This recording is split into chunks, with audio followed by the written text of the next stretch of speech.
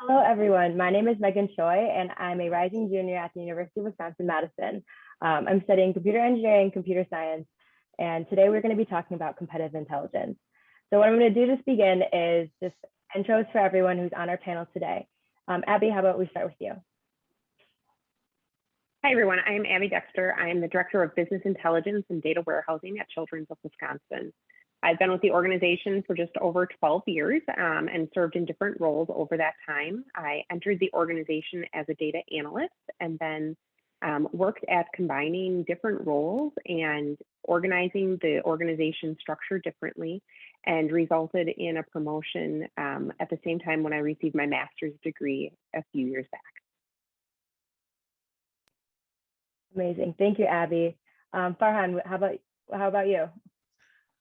My story is a little different. I started off as an electrical engineer, and my first job at Standard Electric was as a customer advocate, where my task was to talk to the customers, get their feedback, and look at their responses and how we could improve on our customer base. Because some of the businesses are only based on their, if the customer comes back to them, if they have the customer feedback coming back in. It's not just a product you're selling and you have to also sell your services. So that's how I got interested into data. And then I did my master's in computer information system from Colorado State. My first job was at Nutrient Ag Solutions, where I did a lot of market basket analysis, looking into products. If we are selling product A, how can we also merge that with product B so that we can sell both?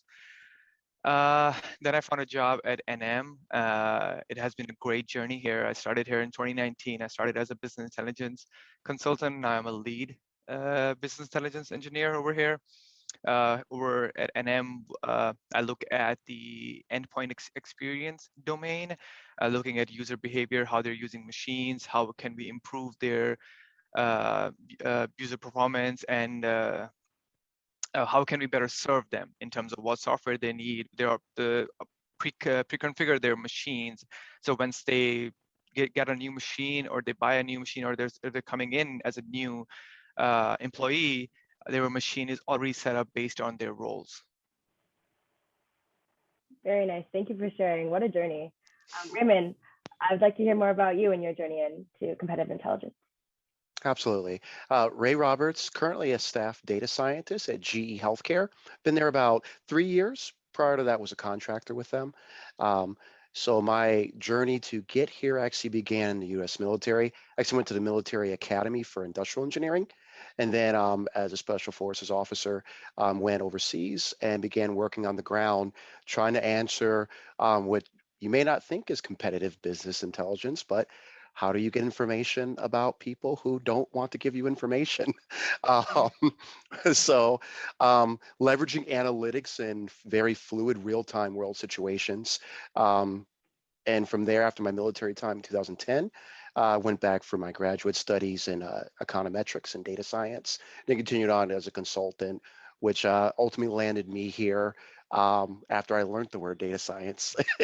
And so now working with self-healing machine projects, where really trying to find out how can we learn what people are intending to use our products for, even if it's not the original intent that we built it for. Wow, very nice. So I heard the word data science as well as like competitive intelligence. What's the relationship between those two? And moreover, like, what is competitive intelligence? Abbey, do you mind shedding some light on this for us? Yeah, sure. So what I think of as competitive intelligence is finding different ways to use data to inform decision making, whether that's to change operations or to find new insightful ways to maybe run your organization. But really discovering different patterns and different relationships between data elements is what I think of as competitive intelligence. And then working with the recipients of that information to help them apply that into real world situations. Gotcha, that was a great definition. Lots of connecting the dots, and that's very cool. So Raymond, you talked about how both Raymond and Farhan, you guys went from electrical engineering or the military to competitive intelligence. What skill sets did you need to like hone and gain in order to get to where you are today? And how did you know that you wanted to be in competitive intelligence? Farhan, I'll start with you. Uh, it's a loaded question. It The is. first thing, the first and the most thing that I think is important in terms of technology is to you have data, but how is it stored? How can you access it? What is it telling you?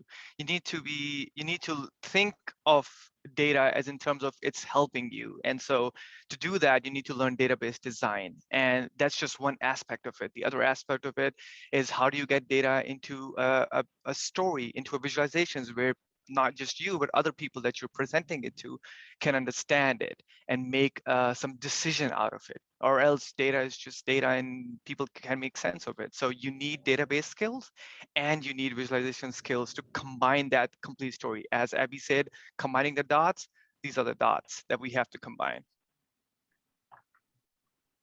Awesome, thank you. Yep. Ray, what about you? Um, I would add on that it's really about the way I try to look at it is there's getting a closer understanding of there's something you want to know.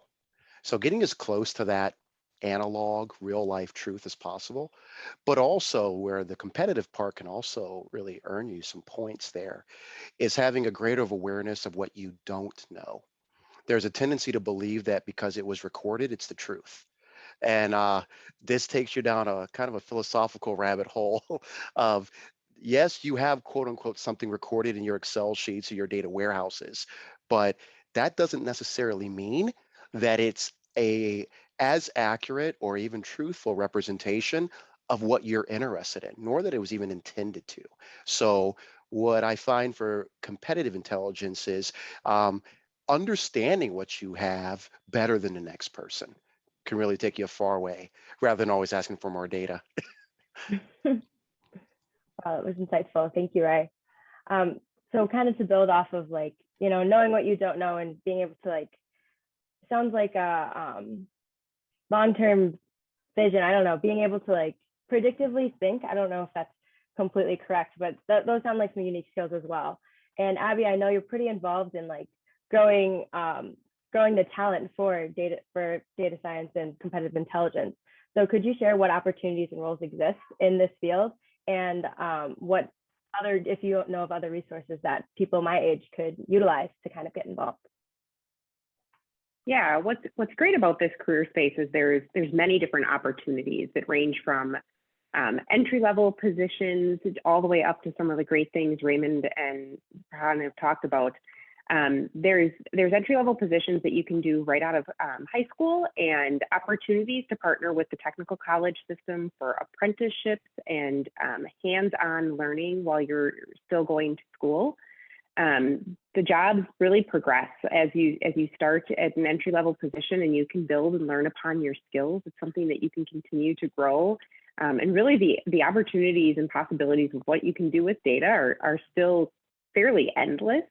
And people are still learning all kinds of new creative ways to look at information and to really explore this career field. But it's definitely something that you can start in at the ground floor and continue to work and advance your career over years of time. Awesome. I love that. Data is everywhere, and it's such a huge part of today's world. So I think there's tons of room for job growth in this industry, for sure.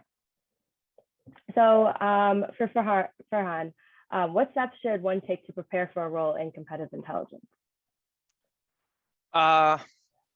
Based on based on your interest, there's a lot of resources that are available. There's a site called Kaggle.com, which has a lot of data sets. You can download them, take part in competitions, win a lot of money if you get to the result that they're looking for.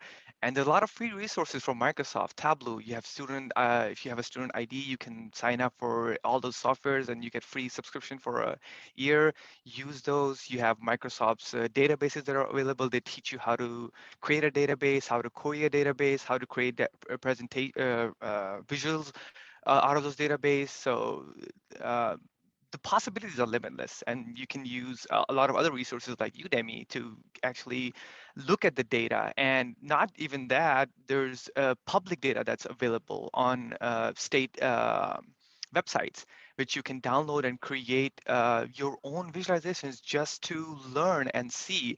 And I agree, as Raymond said, that you need to have awareness of the data. The data will tell you a lot of things. Most of them are true, most of them are lies. You need to figure out, either you need to figure out or you need to know someone who knows, that can tell you, hey, this is not correct or this is correct. So using all those resources, creating connections with people who actually know the data I think are the best resources that we have. Awesome. I love that. Connections, asking questions, resources online. That's the key to lots of things. So with that, and along with doing your own research and self-discovery and getting your hands involved, in terms of education, even if you didn't go to college or didn't finish it versus getting an undergraduate degree or a master's degree, what are kind of routes or what are kind of backgrounds, at least for an undergraduate student like myself, could pursue in order to get involved in this business? Raymond, could you shed some light on that? Absolutely. So I'm data science as an industry, it isn't as, let's say, formalized or structured as, say, medicine or legal. So take my words with a grain of salt.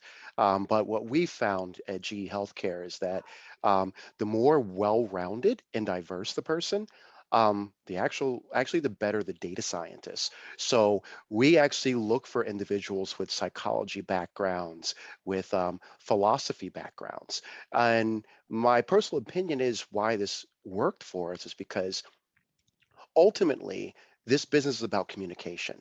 Yes, there's the inference and the understanding, but if you can't communicate what you know, it's very hard to get someone to care about what you know.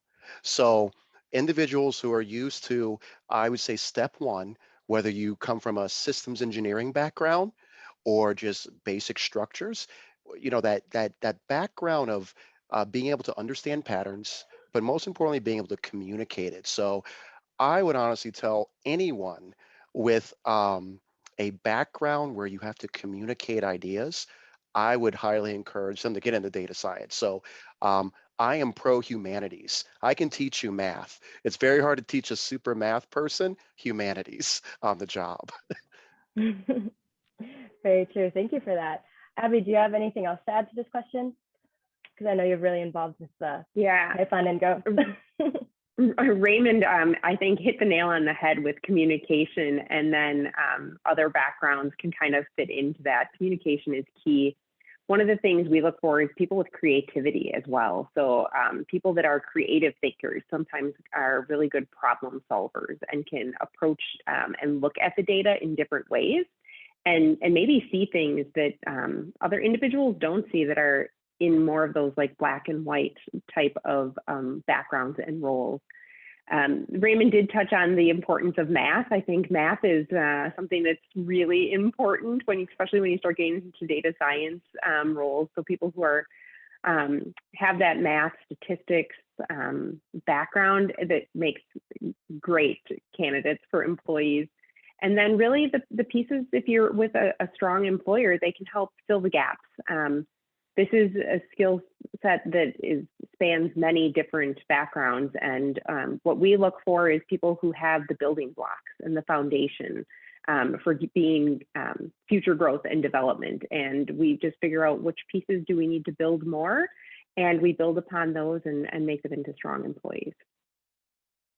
Awesome, thanks. That sounds great that employers are also just building their employees to just be better in every way that they want to. And that, Farhan, that kind of reminds me of your story, because you started as an electrical engineer and you kind of did these different jobs, and now is in competitive intelligence, which you love. So Farhan, I have another question for you. What do you wish that you knew earlier in your career, even though you did kind of navigate your way through? I think the one thing that I think of is I never knew that I loved data this much, and if I had known, I would have probably started my journey in the computer domain. I did my undergrad in computer engineering, as you are doing, Megan. But maybe in another lifetime. There you go. Yep. Ray, do you have anything to add with, or any advice you want to share of what you wish you could tell your younger self? So I didn't come from an affluent background. So if I could talk to my younger self, I'm going to kind of steal from the CEO of Facebook's Sandberg. She wrote this in her book, Lean On, where she talks about how um, she found that women are more likely to, let's say there's a presenter presenting, saying one more question. If one person gets picked, then she noticed all the women would put their hands down when she presented, but the men would keep their hands up. I found this from my younger self that's take data science. Everyone told me that you had to have a PhD in statistics and be the best person in mathematics ever to get into here. I finally broke into it and I found that you have tons of people that honestly don't know much about math. They're technical program. There's other roles because it's such a wide thing, from program managers to product managers to business leaders. So I wish I knew that there is many paths to get into and be a contributing member of a data science team. You don't just have to be super guru statistics. Good to know. That's awesome. And I'm going to actually send this question to Abby. What is something that you wish you could tell your younger self? I would have said learn as much as you can, as quick as you can, and keep absorbing it, because you don't know what will apply at what point in your career. I've had many different roles, and I've used some of the pieces of my education that I never thought I would. But I think all of those pieces contribute to making you really well-rounded and prepared for whatever that next question or next job opportunity may present to you. Awesome. I will take all of your advice and I'll keep it in my head forever and ever. So with that, thank you all for sharing so much about your journey and just about competitive intelligence. And I hope that the audience has taken away how diverse and amazing this field is, because you don't need to be in like a hardcore STEM field. You can do like a humanities, as you said, Ray, and so on, to just have a very impactful and passionate job. So with that, thank you everyone and have a great evening.